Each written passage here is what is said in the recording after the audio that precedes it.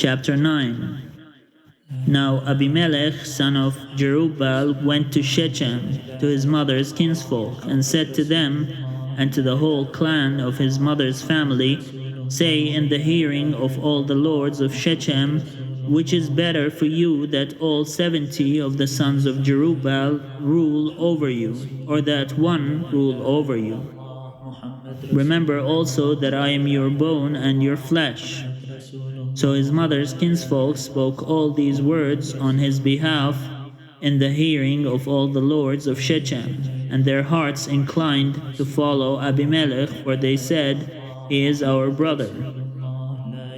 They gave him 70 pieces of silver out of the temple of Baal Berith, with which Abimelech hired worthless and reckless fellows who followed him.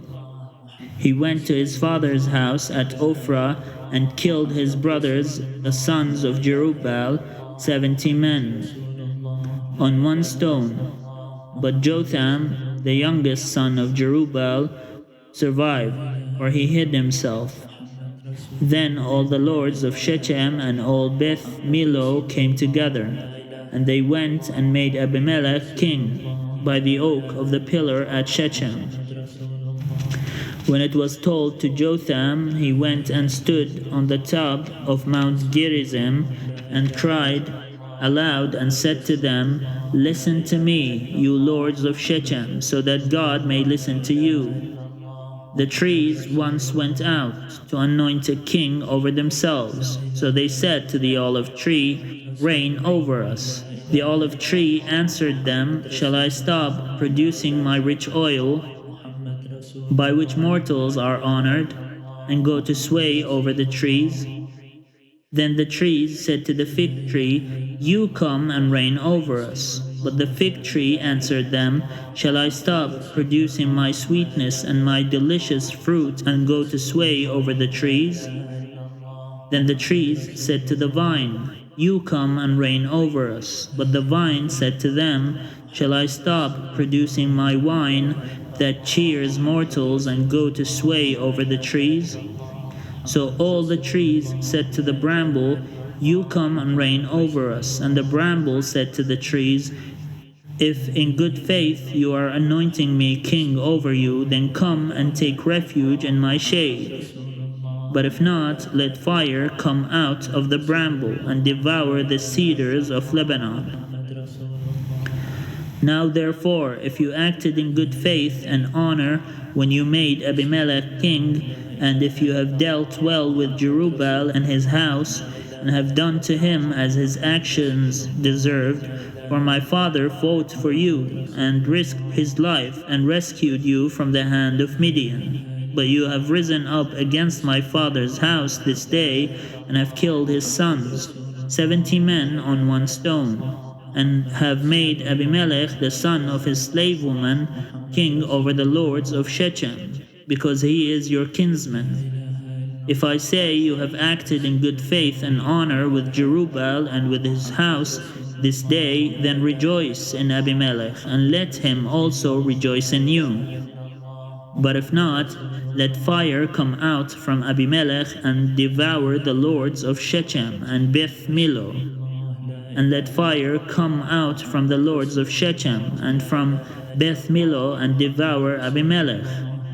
Then Jotham ran away and fled, going to Beer, where he remained for fear of his brother Abimelech. Abimelech ruled over Israel 3 years, but God sent an evil spirit between Abimelech and the lords of Shechem, and the lords of Shechem dealt treacherously with Abimelech.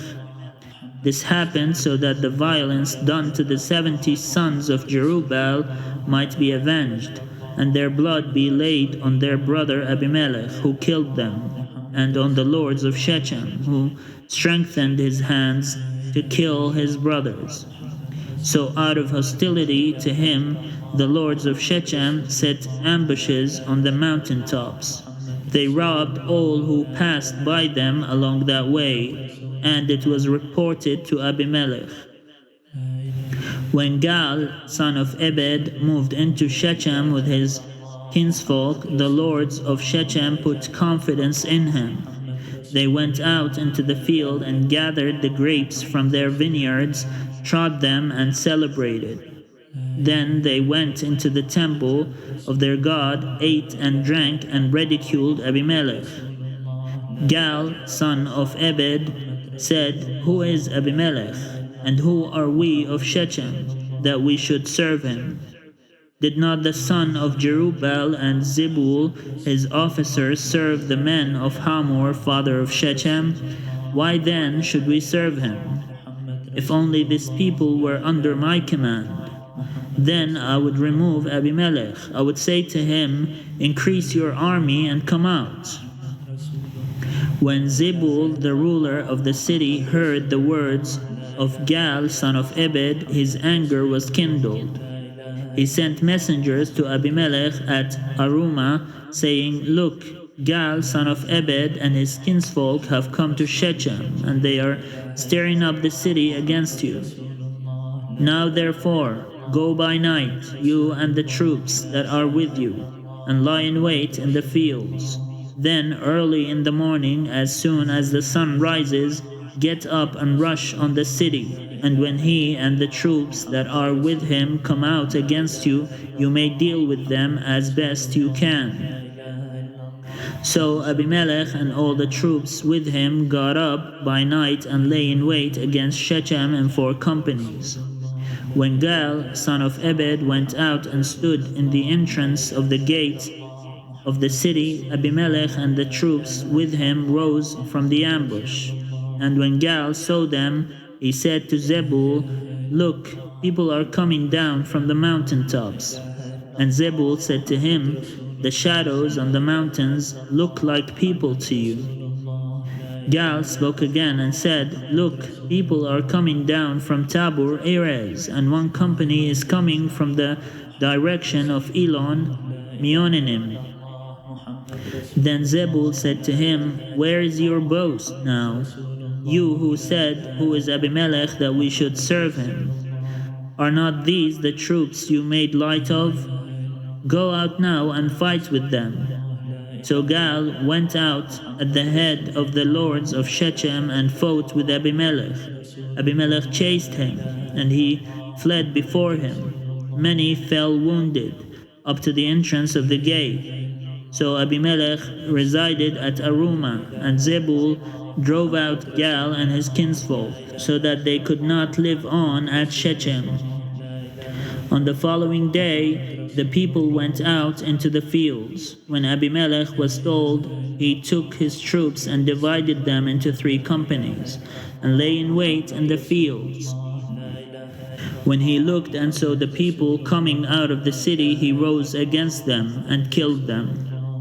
Abimelech and the company that was with him rushed forward and stood at the entrance of the gate of the city, while the 2 companies rushed on all who were in the fields and killed him. While the 2 companies rushed on all who were in the fields and killed them. Abimelech fought against the city all that day. He took the city and killed the people that were in it, and he razed the city and sowed it with salt.